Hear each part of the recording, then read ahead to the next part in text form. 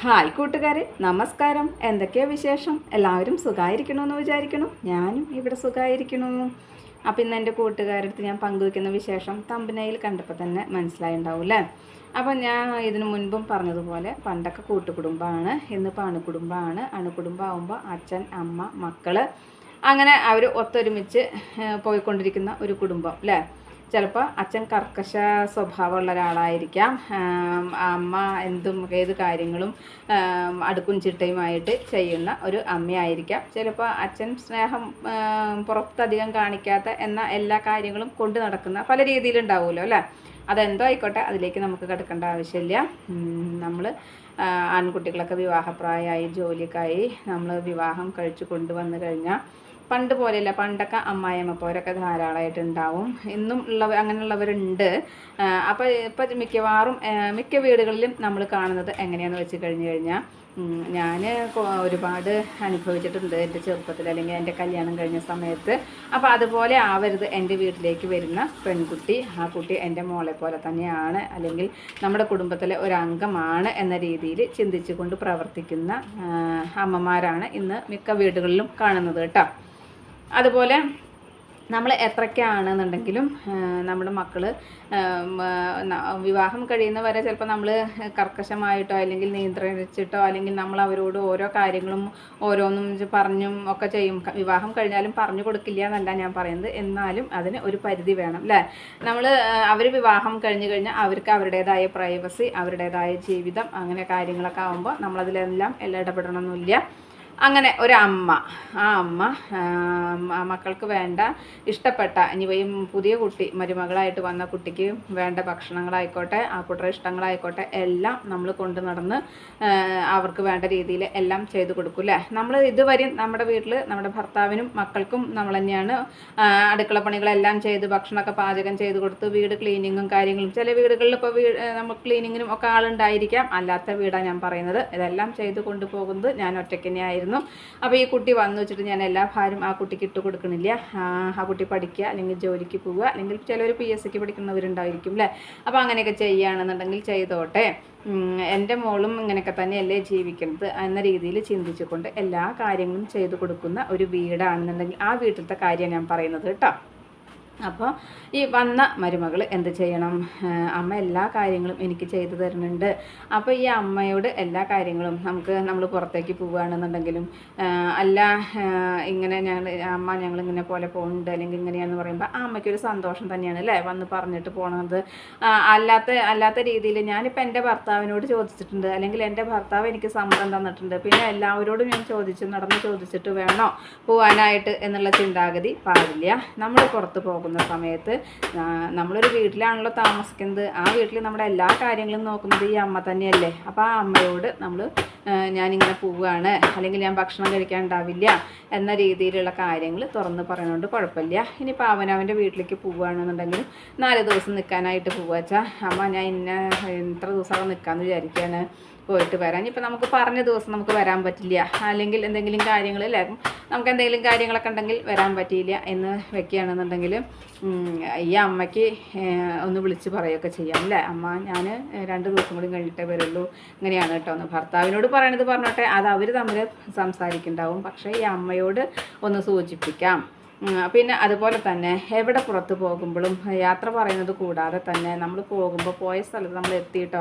ഇന്നത്തെ കാലഘട്ടത്തിൽ ഇപ്പോൾ വിളിച്ചെന്നെ പറയണമെന്നില്ല, വാട്സപ്പ് ഉണ്ട്, നമുക്ക് മെസ്സേജ് ഇട്ട് വെക്കാം അല്ലേ?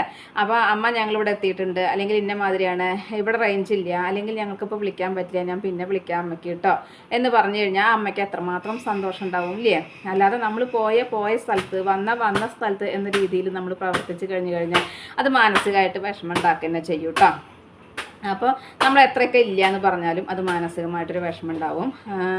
നമ്മുടെ അടുത്ത് വന്നിട്ട് നമ്മളെ കൂട്ടത്തിൽ കൂടെ നമ്മുടെ പിന്നാലെ എപ്പോഴും നടന്ന് നമുക്ക് ഇന്നത് വേണം അമ്മ, എനിക്കത് വേണം, എനിക്കത് തിന്നാൻ തോന്നുന്നുണ്ട്, ഇത് തിന്നാൻ തോന്നുന്നുണ്ട്, അങ്ങനെ ഉണ്ടാക്കണം, ഇങ്ങനെ ഉണ്ടാക്കി തരുമോ എന്നൊക്കെ ചോദിക്കുന്ന മരുമകൾ എല്ലാം അമ്മ ചെയ്ത് കൊടുക്കുകയാണെന്നുണ്ടെങ്കിൽ പുറത്ത് പോയാലും ഈ അമ്മേനെ വിളിച്ച് അന്വേഷിക്കുക, അല്ലെങ്കിൽ എപ്പോഴെങ്കിലുമൊക്കെ ഒന്ന് വിളിച്ച് അന്വേഷിക്കുന്നുണ്ട്, വിരോധമൊന്നുമില്ല. വീട്ടിലിരിക്കുമ്പോൾ മാത്രം അമ്മയോട് എല്ലാ കാര്യങ്ങളും പറയുന്ന പോലെ തന്നെ പുറത്ത് പോയാലും നമുക്ക് എപ്പോഴും വിളിച്ച് അന്വേഷിക്കണം എന്നല്ല പറയുന്നത്, എപ്പോഴെങ്കിലുമൊക്കെ നമുക്കൊന്ന് ഇതുപോലെ മെസ്സേജ് ഇട്ട് വെച്ചാലും കുഴപ്പമില്ല കേട്ടോ. അതുപോലെ തന്നെ അമ്മയ്ക്ക് മകനോട് ചിലപ്പോൾ സംസാരിക്കേണ്ടതായ കാര്യങ്ങളൊക്കെ ഉണ്ടായിരിക്കും.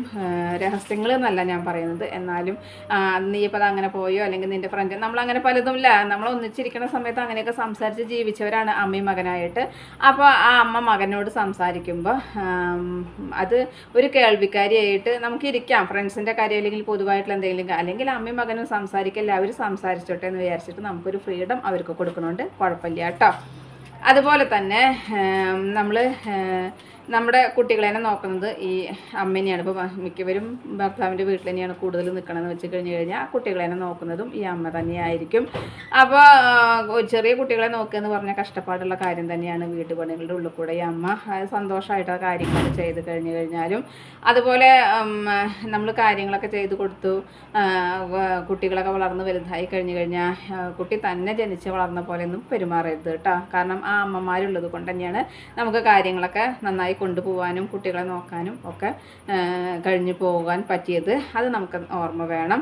അതുപോലെ തന്നെ എന്ത് കാര്യത്തിനും ഏത് കാര്യത്തിനും അമ്മ പിശുക്കത്തിലാണ്, അല്ലെങ്കിൽ അമ്മ കാര്യങ്ങൾ ചെയ്യാൻ സമ്മതിക്കണില്ല, അല്ലെങ്കിൽ അമ്മ അങ്ങനെയാണ് ഇങ്ങനെയാണെന്നുള്ള ചിന്താഗതി മനസ്സിൽ നിന്ന് മാറ്റുക. കാരണം അടുക്കും ചിട്ടയായിട്ടൊരു വീട് കൊണ്ടുപോകുമ്പോൾ അതനുസരിച്ചിട്ട് പെരുമാറണതിന് നമ്മൾ കുറ്റമൊന്നും പറയാൻ പറ്റില്ല.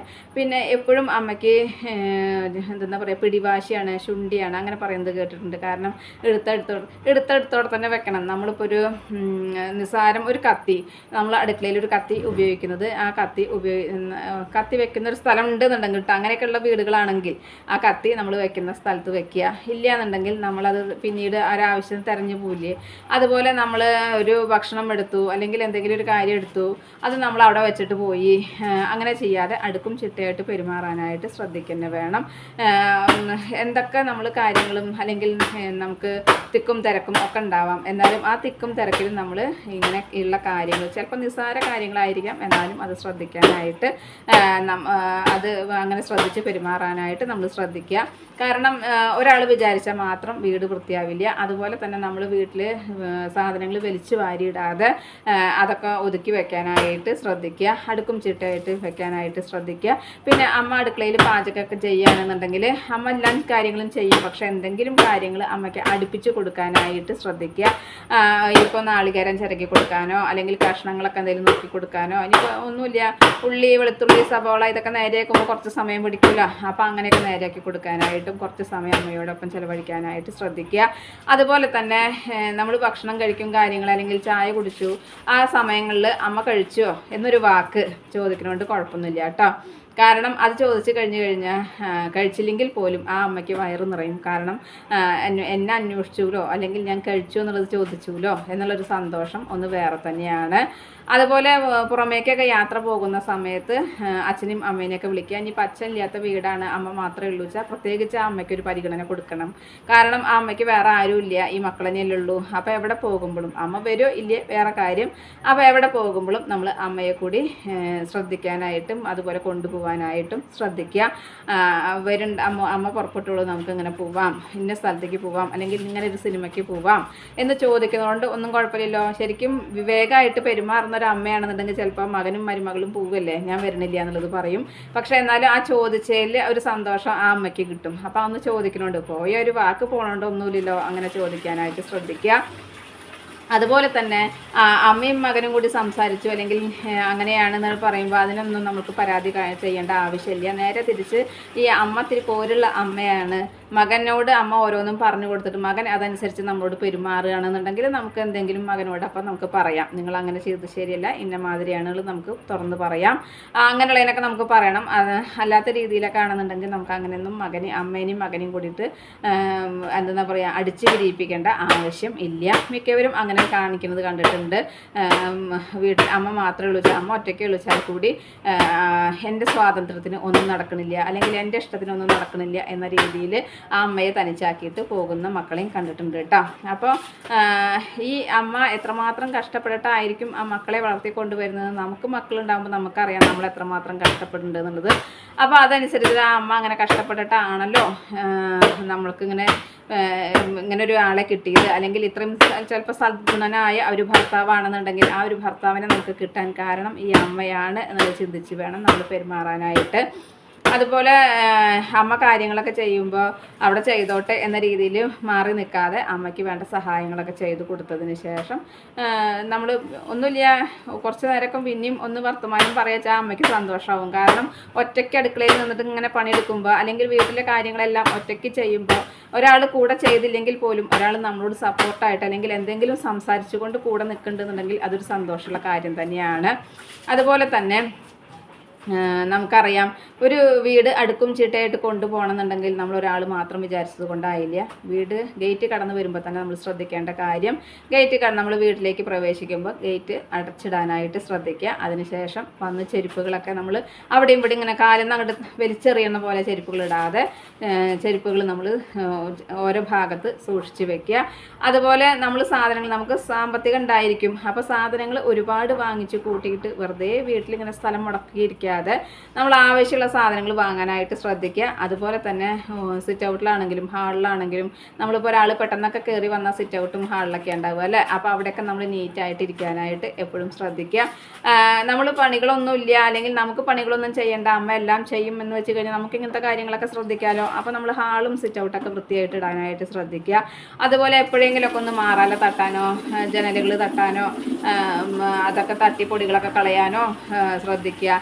എന്ന് വെച്ചിട്ട് ആക്കറ്റം നമ്മൾ വീട്ടിൽ മുഴുവൻ എല്ലാ പണികളും ചെയ്യണം എന്നല്ല പറയുന്നത്. ഇങ്ങനെയൊക്കെ ചെറിയ ചെറിയ നിസ്സാര കാര്യങ്ങൾ നമുക്ക് നമ്മളെ കൊണ്ട് ചെയ്യാൻ പറ്റുന്ന കാര്യങ്ങൾ നമ്മൾ ചെയ്യുക. അതുപോലെ തന്നെ ഇന്നിപ്പോൾ എല്ലാ വീടുകളിലും സൗകര്യങ്ങളുള്ള വീടുകളാണ്. ക്ലീനിങ്ങിനൊക്കെ ആളുണ്ടാവും, വാഷിംഗ് മെഷീൻ ഉണ്ട്, അപ്പോൾ നമുക്ക് തിരുമ്പൊന്നും വേണ്ട, മിക്സി ഉണ്ട്, അമ്മിയിൽ അരക്കണ്ട, മോട്ടറുണ്ട്, നമുക്ക് വെള്ളം കോരണ്ട. ഇതൊക്കെ സുഖ സൗകര്യങ്ങളുള്ള ഇന്നത്തെ കാലഘട്ടത്തിലൊക്കെ ഇങ്ങനെയാണ്.